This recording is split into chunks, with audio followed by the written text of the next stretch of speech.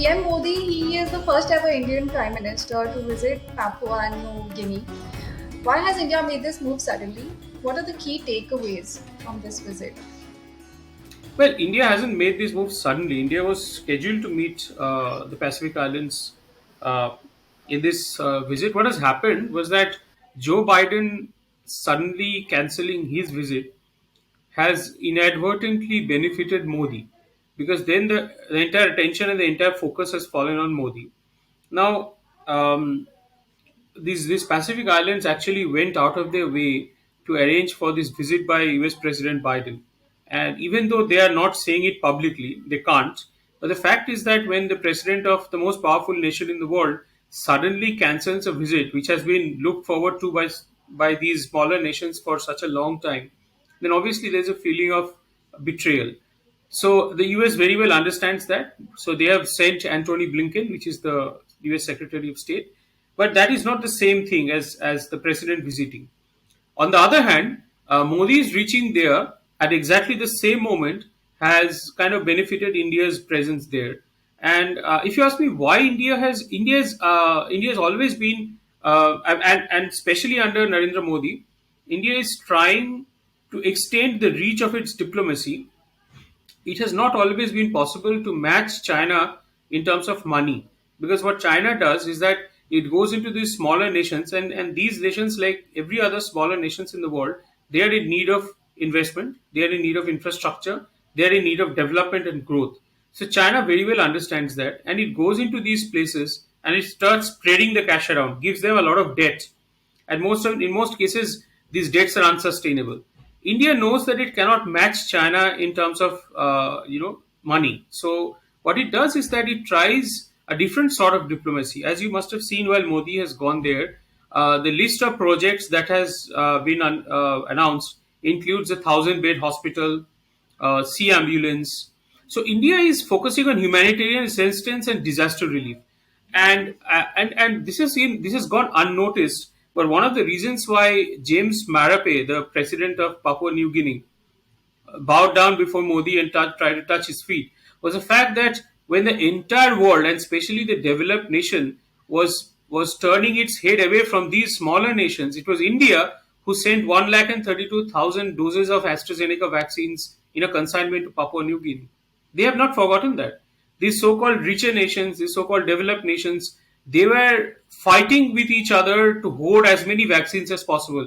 And in many cases, you would remember, Shreya, these vaccines were rotting on the shelves because Yeah, the Americans were not even using them.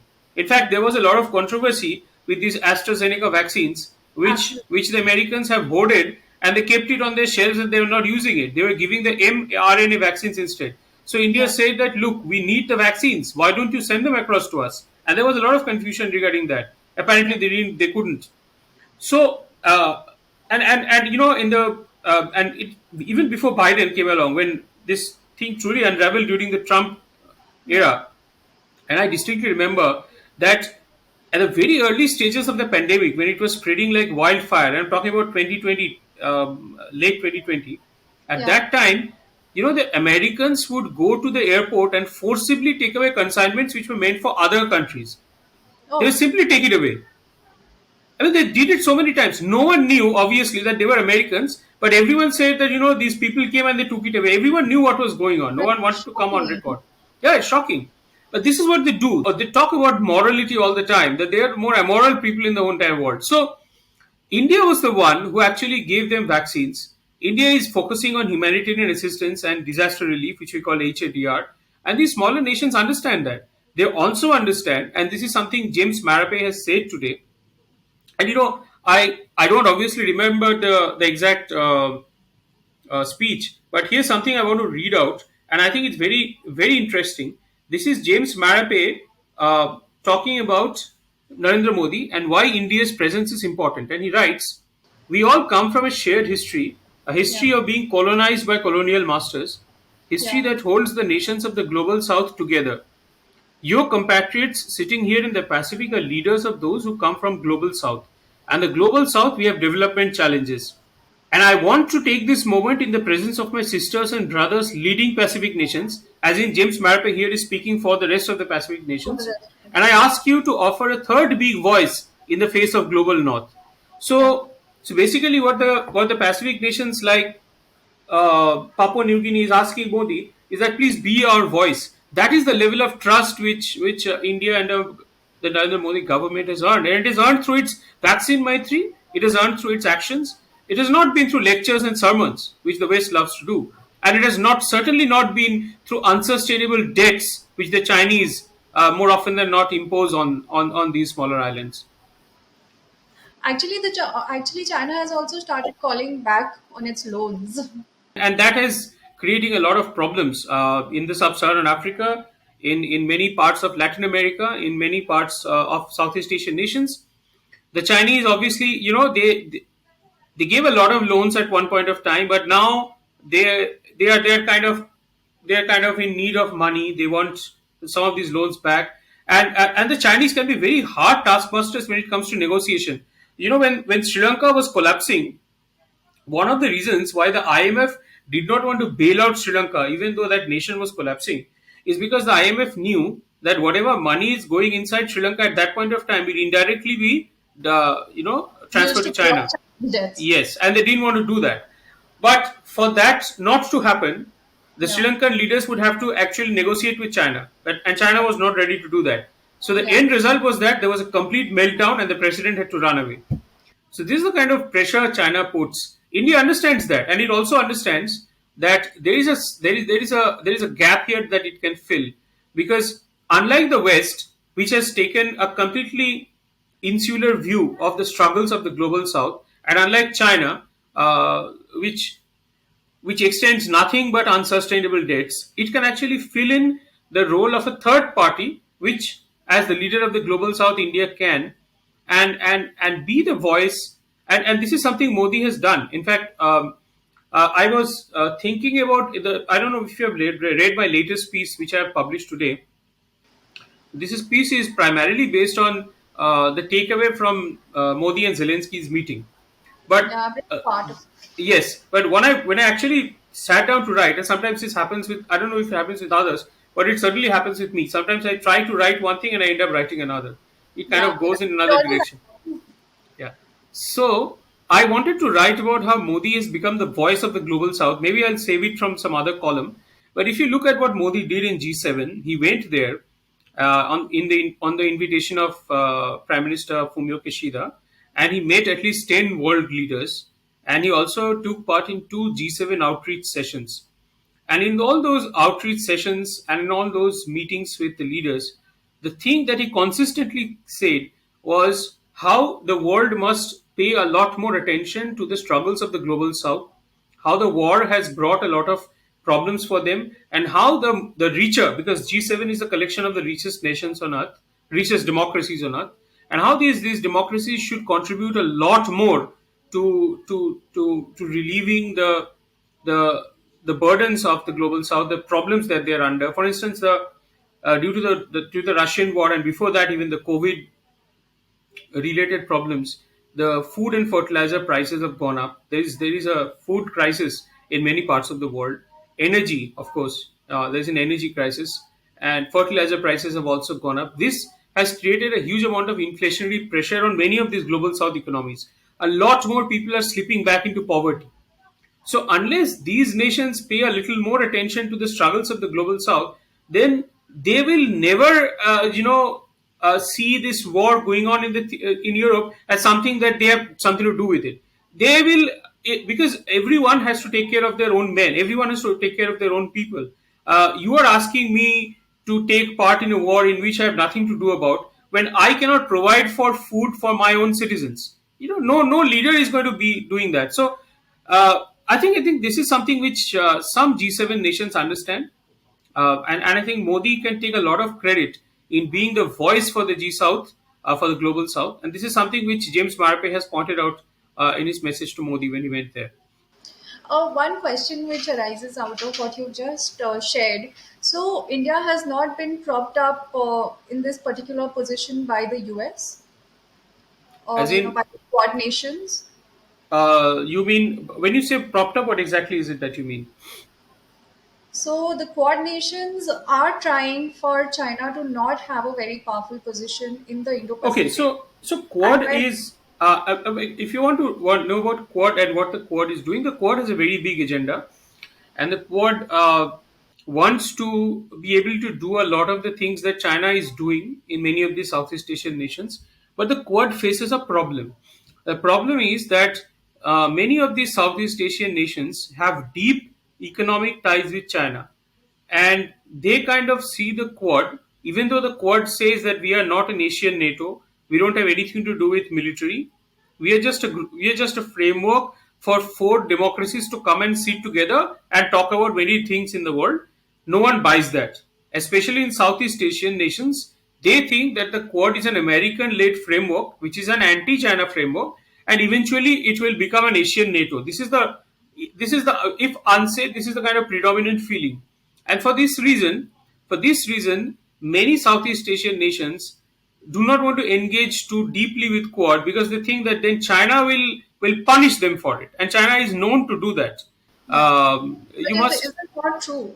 Do well the Quad nations not have any agenda of not letting China become too powerful? Well, the Quad will try. The Quad will try in providing options, but what the Quad certainly cannot do is bulldoze its way into making the Southeast Asian nations choose the things that the Quad is offering. That can't be done. What it can do, for instance, and if you see this, the Quad meeting which happened in Hiroshima this time, you will find that there have been a lot of initiatives, new initiatives that have been launched. If you allow me, then I can actually do a small roundup of the new initiatives that are launched, which I think is going to Please be do. very relevant to our discussion. So, if you look at the Quad leaders' joint statement, so what are things that they have announced? They have announced a Quad vaccine partnership, which will be evolved into a Quad health security partnership.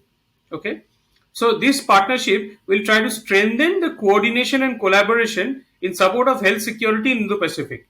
And what does this mean in real terms? This means that these activities will include support for health workforce development, disease surveillance, electronic health information systems, coordination of outbreak responses, such as Quad pandemic preparedness exercises. Then they are announcing a new initiative to boost infrastructure expertise across the Indo Pacific. They have also announced it in the name of Quad Infrastructure Fellowship Program.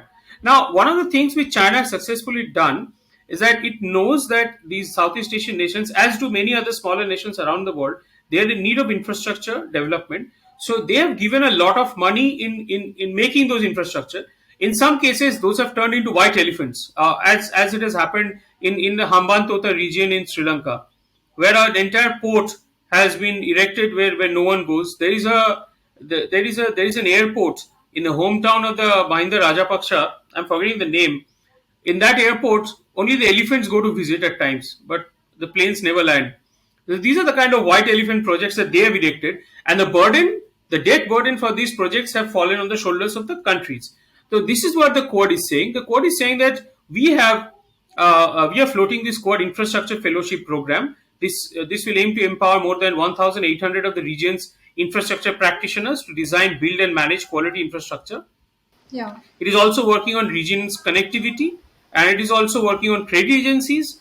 It is also going to give the technology critical infrastructure, and they're also establishing an open radio access network. Now, there is a lot of things that the Quad is doing. It has got a huge, Very expansive. all-round approach. Yes, huge agenda, and this is something which the Foreign Secretary Vinay Quatra had pointed out during his press conference just after the Quad Leaders Summit in Hiroshima, and he was at pains to point out that Quad is not against any country, meaning it is not against China, but it has got a positive agenda. He kept on harping on those word positive agenda. Why is that? Why is that so? The reason why he was doing that, the reason why he was harping on positive agenda, and the reason why the Quad leaders have unleashed such a variety of new projects is that what these nations are doing is that they are offering some options to the Southeast Asian nations. They are saying that look, we are not anti-China, but we are offering you some projects, some stuff that are better than what China is doing, and if you want, you can take that. So this is, I think, the utmost that Quad can do. But what the Quad can do a little better is in delivery. Frequently, these promises don't get turned into delivery. I think that is why they lack. And China is extremely fast at delivering. It's a kind of political system. It's a one-man authoritarian system. So whatever he says or he decides, that is implemented across the board. So what in that political system, it has its advantages, and one of the advantages is that it is extremely fast. Yes, if the man on top decides that this is to be done, it can be done in a lightning speed time. But for instance, if the Quad nations decide that this is to be done, it first has to take all the Quad nations together, then they have to implement that, and they cannot do that anything without taking into account the country which is going to host the project. So there's a lot of negotiation involved. So the by nature of these negotiations are going to be slow. But what the Quad is saying, that even if we are slow, we are trustworthy. We will not we will not burden you like the way China is doing. It's a long drawn geopolitical game, and I think it's going to continue in the foreseeable future. But is the US trustworthy? I don't know. I mean, it depends on whom you ask. If you are asking in whether the US wants to empower India, the answer is yes. The US definitely wants to empower India because it sees India as a democratic bulwark against an authoritarian China. You see, you have to understand the mindset of the Americans a little bit. Unlike us Indians, we do not believe in evangelizing our political system. For instance, let's say we are a democracy, right? China is not a democracy. Saudi Arabia is not a democracy. Uh, Qatar is not a democracy. But we are dealing with them. We have a huge trade relationship going on with each of these countries. We don't have a problem with that because we believe that even though it is preferred that these countries have a democratic political system, but if these countries have a different political system, well, we have to accept that and do business with them. This is the kind of approach we take. Whereas the Americans take the approach that if you are not a democracy, then it's going to be very difficult for me to do business with you. So the entire American liberal hegemonic project is is uh, is is based on this assumption that it is America's duty to turn the entire world into a mirror image of its own. So that is the core American foreign policy project. They don't hide it. If you look at the U.S. State Department, they're very upfront about it. They say that yes, this is our foreign policy objective. We want to turn the entire world into a liberal democracy project. Right? That creates problems. Now let's separate the two.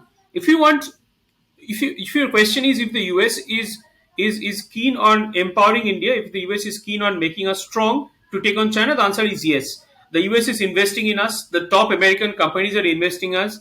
The US is engaging with us on different multiple levels, from the very top to from at different stratas and different sorts of engagement, and not to speak of the people to people ties.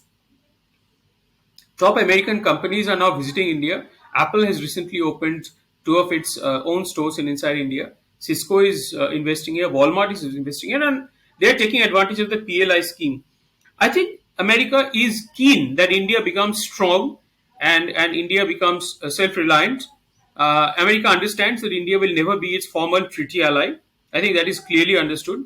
But it hopes that, and this is what America expressed from India, that a strong India, a self-reliant India, an India that can stand on its own, will form a natural counterpoint to China, which wants to dominate Asia. So, if you strip it to the bones, then America is empowering India not because it is in love with India, but because it knows that an empowered India will benefit America in some ways. Yes. So, I think there is no doubt about that. I'll be the first person to say this, that Americans really do want to see a stronger India. They are investing in us in many different ways. They are giving us newer and newer technologies. In many cases, it is also true that we are not ready to take the American systems on board because one, we have a legacy weapon system issue with Russia, because in many cases there is a problem with interoperability. For instance, if you drive an S400 S400 missile defense system, then you cannot use an American system which is compatible with it. There will be an interoperability issue. But India prefers. At one point of time, Americans were not giving us anything, so it was the Russians whom we had to turn to. and that relationship, the relationship based on defense equipment, is not going to go away in a hurry. um, at least I think 60 to 65% of our defense equipment is still the origin of that source is still Russia, and we are dependent on Russia for the foreseeable future for the spare parts, repairing, and stuff like that. That is not going to go away. The other problem is that American weapon systems are extremely expensive. So for a country where budget is an issue, because even though India spends a lot of money on defense, but the thing is that India has as a developing country, India has to take care of other needs as well. So it cannot just spend everything on buying new toys. So that is another problem. But apart from this, I think the defense and strategic relationship with America is very strong, and it is becoming stronger still. The problem starts when we move into the arena of values and ideas and democracy and stuff like that. So here the problem is that Americans, first of all, their foreign policy objective is to propagate hegemony, liberal democracy. Now you may ask me, then what is What the problem? arises there actually? Sorry to interrupt, but if they call themselves liberal, isn't it kind of ironic that they want to impose a unified or a uniform world order, in each country? That's just contradictory.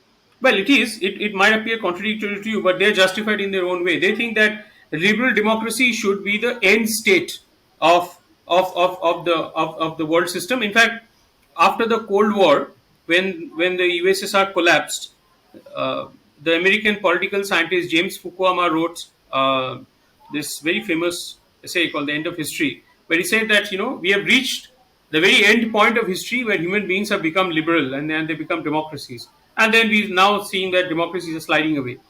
So yes, you're very right. And also, then don't you come back to, you just go around the whole circle, and then don't you come back to a point where, say, small groups of people, they decide that, okay, that's also demos, right? That's the view of the people, the opinion of the people. What if they come together and they choose that we want this one single leader? What if they choose dynasty?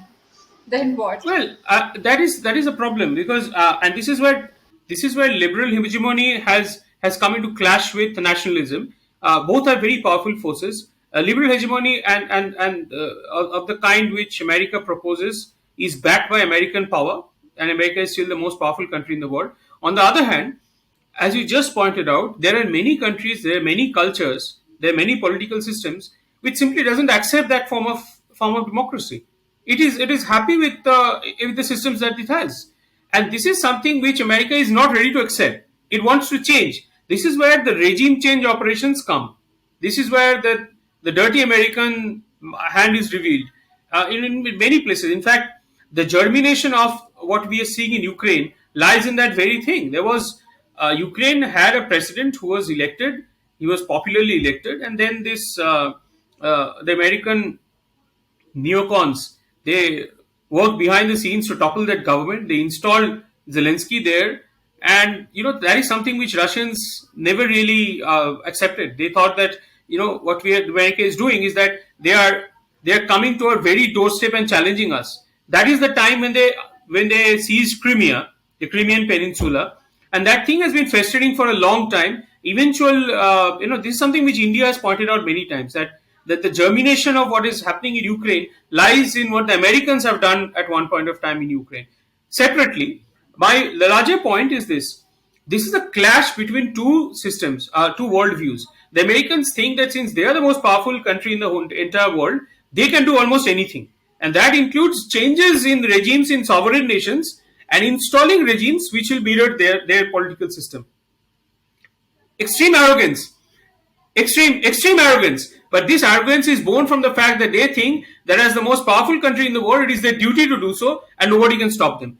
The trouble comes when they clash with this equally powerful force called nationalism, and nationalism is a force which is equally powerful because it pushes back against this liberal hegemony and says that no, we are a nation, we will decide whatever we do. We can choose, we have the right to choose. You don't have the right to lecture us. You are certainly not allowed to do whatever you want to do here. So that clash has resulted in a state where Americans now believe that in India, the country which they think they say is a democracy, they want to share a lot of things with, At one level, they're doing it in the strategic and defense level. They're doing it, but on another level, in the level of democracy, there is a conscious effort from the American state to delegitimize the current government, the delegitimize the government that is there right now in India, and maybe install, maybe not install, but encourage Indians.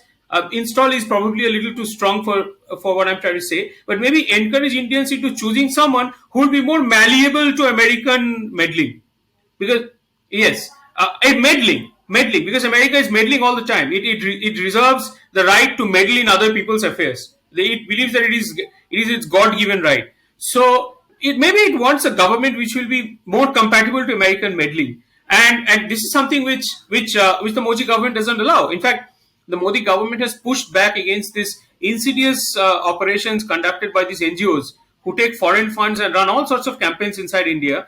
Most of these so-called civil society groups and advocacy groups, their only job is to hammer at India's fault lines, widen the cracks, as it were, as Rajiv Malhotra says, breaking India project. I think that in many cases that allegation is true. I think there are many forces at work inside India which is trying to break India all the time, and the Americans, I think, in many cases are encouraging those. And I was stunned. I was literally stunned to see that this new American envoy to India, Eric Garcetti, during his confirmation hearing, he said that he is going to actively encourage those civil society groups. And the moment he has landed in India, he started his agenda. And there's been a series of tweets from the U.S. embassy handle, tweets in which they are trying Indians to recognize what is fake news, to think critically. And whom are they partnering? They are partnering these fronts of Soros and Ford Foundation organizations. So the agenda is quite clear, and I think as we move towards 2024, these efforts will intensify. But also, one more thing that I want to personally ask, that when we talk about this liberal hegemony and what they're imposing the world over, and isn't liberalism supposed to embody free will of the people or imposition of free will of the people? And by trying to impose their own idea, aren't they interfering with the free will of the people? What you're talking about is classical liberalism. The classical liberalism is one strand. There are many strands of liberalism. The liberalism in itself is not a static ideology, it evolves. And as Americans have become more powerful, and its major, the most powerful enemy, which is the USSR, that has collapsed, it has gained new confidence into thinking that now it can maybe mold the world, as I was saying just a while back, into its own image. Now, what it does is that the it has shifted from its classical mores, and it has adopted newer and more aggressive postures. So this is where the liberal hegemony comes up. You're very right when you say that liberalism is a very tolerant ideology, but when that liberalism metastasizes into newer versions, these newer versions that Americans right now we see predominantly in America, these newer versions are more aggressive, and it is almost a shall I say, a kind of it's almost like an Abrahamic religion in its sense that it wants to evangelize people into. If you think of this liberal hegemony as a religion, then it wants to convert people into its religion all the time, and it is ready to do anything in order to achieve that objective. So yes, in that sense, the liberal hegemony that I'm talking about, that is quite that is not quite the same thing as classical liberalism which we had known earlier. That is something totally different. And another important thing to understand here is that in America there are two parties, the Republicans and the Democrats, and in both sides of the aisle, the the urge, the impulse for social engineering abroad is present. I mean, the Republicans are probably a little less Atlanticist. The Republicans are probably a little less in this, but then the Republicans are very interested in the evangelical groups, funding them and letting them work in India. The Democrats, on the other hand, maybe they might go a little less hard on the evangelical groups thing, but then they'll push the other agenda. So in both the cases, I think they kind of have this impulse to initiate social engineering, and I've mentioned that initiate social engineering in other sovereigns so that these become more and more like them in terms of religion, in terms of culture, and that is something which they don't understand. That people are not ready to accept. They do not understand the simple thing that other traditions and other cultures are proud in their own right, and they will not necessarily fold up because what the Americans think is a more superior ideology. That is something which Americans, I think, most of them don't understand. Talking about lecturing of India and these other nations, recently PM Modi has made a comment that the UN will remain a talk shop only if it doesn't reflect reality. Do you think that India was responding to being lectured on its stand on the Russia-Ukraine war on various occasions? I think I am not sure on the I'm not sure of the context in which Mr. Modi has said this, but I can say this with some degree of authority that India's pet peeve has been the fact that the world's largest democracy, the Yeah, world's fifth largest economy, soon to be the world's fourth largest economy, yeah. does not have a representation in the Security In the Council. UNSC, yes. Yes. So that is something which India actively wants because it thinks that the United Nations was set up in a post World War scenario when the scenario in the entire world was different. So there were Yeah, these major powers who got into the Security Council, but now the situation after so many years has become completely different. Now India has emerged as one of the most powerful nations in the world. It is a rising power. It has great power aspirations. It has huge it has a very young demography. It is also a yeah, democracy, and it has every right to sit on the Security Council. So I think this sense of unfairness, this sense of unjustness, is what drives the Indian foreign policy in many parts of it. I'm not aware of the exact context in which what Mr. Modi said, but this is certainly one of the things that he has said in the past. As far as UN is concerned, well, the UN, there are several bodies in the UN. They keep making all sorts of noises. I don't think we should take them seriously. The UN Human Rights Council is a council where people like Saudi and China have members. It's not yeah. to be taken seriously. Uh, Coming back to the Ukraine Russia war, so there are conflicting reports about whether Ukraine has actually lost Bakhmut. Bakhmut. Yeah. Yeah. Have they lost Bakhmut? Going by what I've read superficially, it seems to me that even an Ukrainian commander has admitted that Bakhmut is now under Wagner Group's control. So, by all purposes, it does seem that Bakhmut has been occupied by Russia, and there was this Western narrative in many places that Bakhmut was being defended very fiercely by Ukraine, not because Ukraine wanted, not because Ukraine was convinced that Russia will not be able to take Bakhmut away, but because Ukraine wanted to bog Russia down in Bakhmut so that they can launch a counter-offensive in another area. I'm not sure to what extent this is true, and I can't even tell you whether the Ukraine counter-offensive has started or not. Some analysts are saying that the counter-offensive has already started. Some are saying that it is yet to start.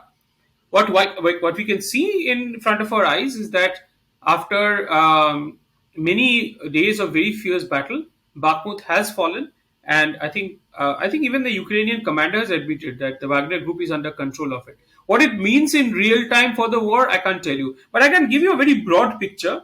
I think this war is not going to end anytime soon. I do not believe that there will be a I do not believe that there will be a clear winner either. I think it will be a messy sort of conflict which will end up in a ceasefire.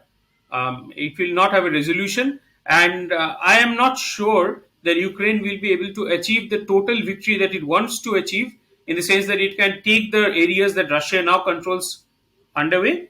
And I'm not also not sure that Russia has the military power and Russia has the kind of resources that are needed to win this war outright. I think there will be a deadlock at some point in the future, and that deadlock will eventually result in a very uncomfortable, very miserable ceasefire. That is my reading of the situation. Coming back to the G20 meeting, so China and Turkey are not attending the G20 tourism working group meeting, which has been Neither are happening. Saudis. Neither are the Saudis. So, can you help us make some sense of India's humanitarian gesture of sending aid to Turkey? What were they Aid, expecting? okay. What is India expecting? Well, Uh, Saudi nations and from Turkey. India What is is not a transactional. India's foreign policy posture is not transactional.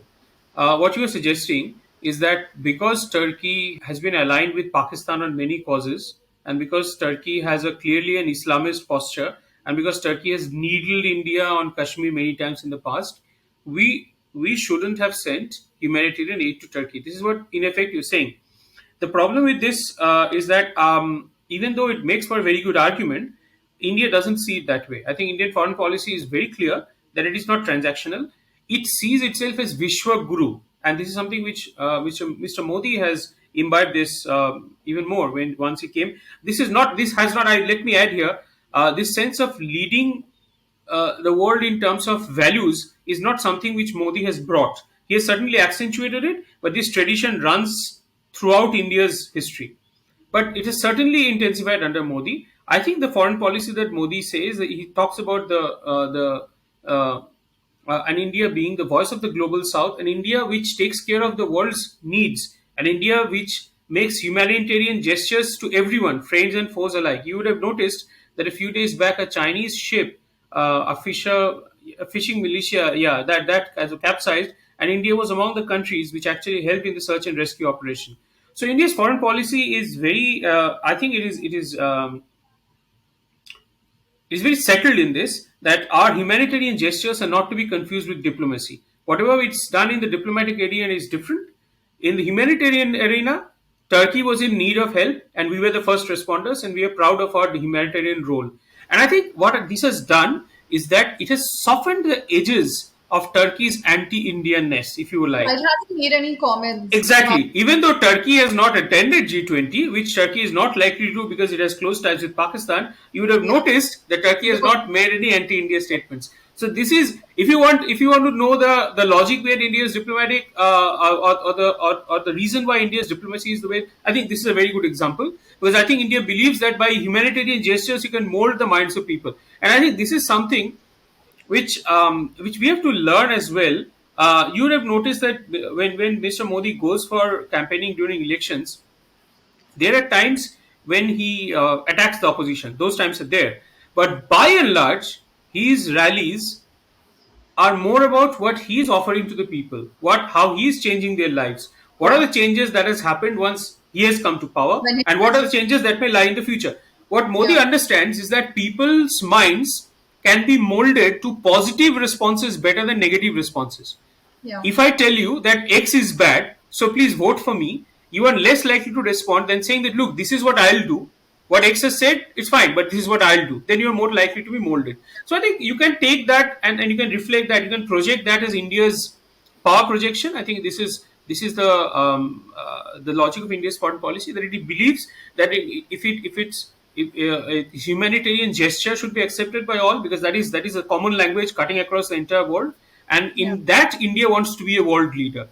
And I Yeah. think it is some distance going there, as we have discussed at the very beginning, that Yeah. one of the reasons why we saw such a huge amount of affection from Papua New Guinea is the fact that India did send a consignment of vaccines there. Yeah. And do you think that Congress, when you talk about focusing more on the positive changes that they will offer to people who vote for them, do you think that the Congress has also started to adopting this same strategy by way of offering people freebies? Not a very feasible way of going about it, but do you think that they're also adopting that strategy? So, freebies is a very old concept in Indian politics. I have my own issues with freebies. I think that They're a problem. They're they an are they are economic. basically, I believe that they're basically briberies that you give to people. Yeah, If you teach a person how to fish instead of giving them a fish every day, then you make that person independent. Whereas if you give that person a fish every day, then you keep him dependent on you for the rest of his life. absolutely. So freebies is something, the culture of freebies that has hamstrung India in the past. Yeah. What is freebies? Freebies is actually redistribution of resources. Now, And also keeping away from the taxpayers and then it's a redistributing redistribution. that. Freebie is a redistribution. Because what you are referring to as freebie has been paid for by someone, right? It's By not your someone, money. Yeah, it's not your money. Whatever Congress is giving or promising to give to someone, not Rahul directly. Gandhi is not taking it out of his own pocket. No. He's going to be taking it from the people who pay the taxes and then give it to someone else. Yeah. And in effect, and this is something which AAP has also done. See, the problem with the opposition in India is that they are faced with this juggernaut, this behemoth called Modi, and they don't know how to politically challenge him. So they look for different avenues, and I think freebie is one avenue which has proved effective for them. Which has kind of worked for them. Yes, it has worked for them. But the problem is not in promising freebies. The problem is keeping the promises. And you would have Yeah. noticed that in his first press conference, since taking over as CM, Mr. Siddaramaiah said that the center owes us 5,439 crores. Let it first give us the money. So that's where it is going. No, So, absolutely. so you know that this is going to happen. Promising freebies is one thing, meeting those promises is quite another, and I think it also breeds a very bad culture of because what you're doing is that you're essentially saying people that unless I give you this bribe, you're not going to vote for me. Yeah. There are critics of this. They say that people who come from a privileged background, it does not behove of them to talk about freebies. But the problem is that people who are saying this, they're fully aware that this freebie culture is something which eventually will drag India's economy down because you are not generating resources, you are redistributing it. Yeah. So yeah, I mean there's a problem with that. But short term, I think Congress's strategy, if you're asking me whether Congress was right in doing so, I think politically it made a lot of sense. It did win them the election. Yeah. And finally, just coming back to China and Turkey and Pakistan and India, do you think that their stand is going to be relevant at all? Whatever they think about Kashmir, do you No, think it's I think relevant? India has made a And very big considering statement. Pakistan's position right now, I mean, Pakistan is in a mess. So whether people support them, they don't support them, does it really make any difference? I was really impressed because holding G20 in Kashmir, it's actually a tourism working group. It's a very big statement because then it tells the rest of the world that first of all it is India's sovereign area and it can choose to hold a G20 meeting anywhere it wants. Nobody can say anything about it. So you can say that this is legitimizing of India's control over Kashmir. This is one way of legitimizing that in the perception arena, because as far as Kashmir's validation as India's an integral, inalienable part of India is concerned, there has never been a question about that. So this is in the battle of perceptions. This goes a long way in legitimizing India's hold on Kashmir. That is number one. Number two is that you are offering Kashmir another pathway for increasing its revenue, because then you are popularizing tourism there. And since because of the fact that G20 is being held in Kashmir, the world media has come here. Indian media certainly has gone there. There's a lot of publicity for that event. Eventually, it will translate to even more footfalls in Kashmir, which will be good for it. And thirdly, it tells you the distance India has traveled from Pakistan since our independence. Pakistan has remained fixated on Kashmir, snatching Kashmir away from us. Look where it has ended. It is right now Pakistan is facing civil war at its home, whereas India is holding a G20, a global event inside Kashmir. So that is that sort of tells you the kind of journeys, and something which subsequent Indian governments should be credited for that because of their positive agenda, because of the fact that they have chosen not to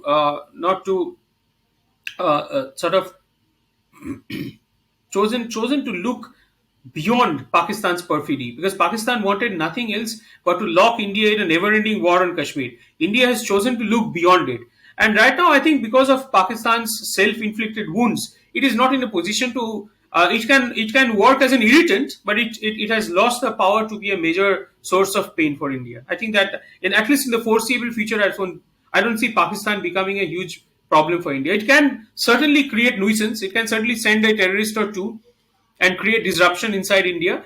But Pakistan's right now the country itself in such a turmoil. It's in such a state of meltdown that it is going to be difficult for Pakistan to actually focus on anything other than its domestic problems. Let me put it this way, and that is why I have long argued that a weak, disjointed, beggared Pakistan is in India's interest. As long as Pakistan remains weak, as long as Pakistan remains poor, as long as Pakistan remains beset with problems, India is in a good spot. So we should ensure our foreign policy should be such that it ensures Pakistan remains as that state. I don't know whether it sounds immoral or not. I don't care. But isn't that a departure from what you've just shared with us, before, saying that India should focus and India has focused more on its growth and the positive agenda rather than. No, I said India will do that on its own shores. It will obviously focus on its positive agenda inside its own shores. But when Right. it comes to a Complete to Pakistan. state of instability in Pakistan, I think India should take advantage of the state of instability in Pakistan.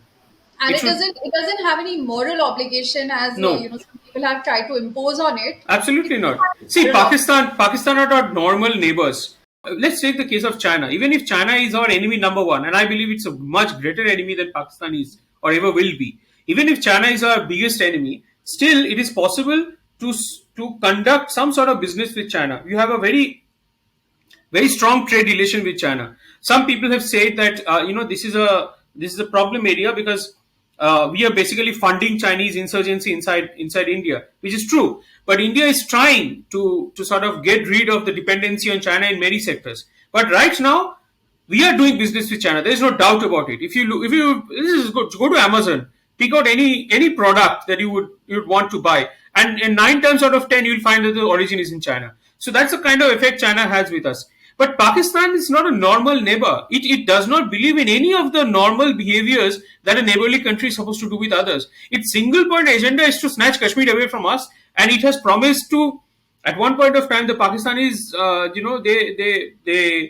I, they said that they will eat grass, but to get a nuclear weapon, to get nuclear parity with India, they said that we launch 1,000-year wars. The grammar of their existence is dependent on anti-Indianness. For such an unnatural country, the existence of that country is unnatural in the sense that it doesn't have. What does countries do? The countries develop, they grow, they bring prosperity to their people. Here is a country which, instead of focusing on its own people, it is focusing on damaging its neighbor because it wants Kashmir.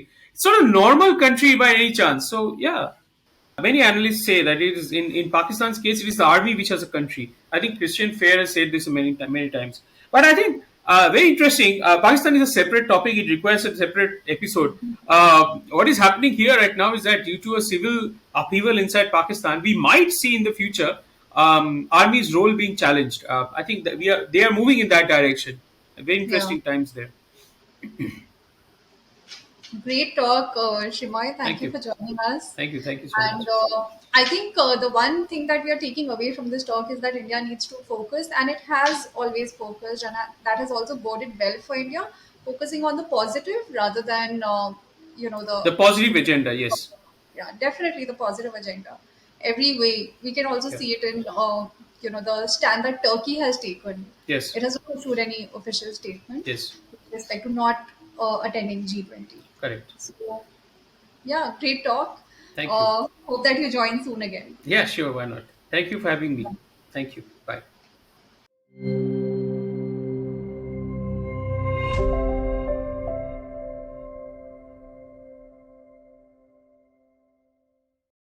Please remember to subscribe to us and switch on the notifications for this channel.